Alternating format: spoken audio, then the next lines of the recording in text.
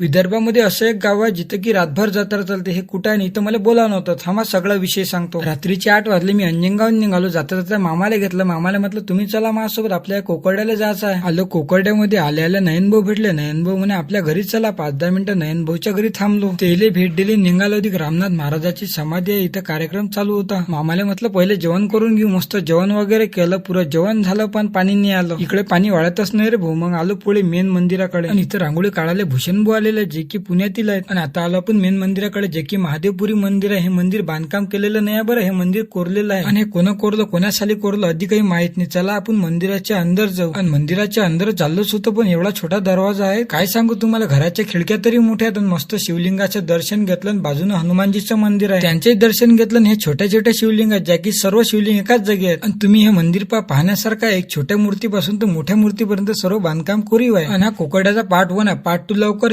तोपर्यंत आपल्या आयडीला फॉलो करून घ्या. व्हिडिओ आवडला असेल तर लाईक करा. चला भेटू आपण पार्ट 2 मध्ये.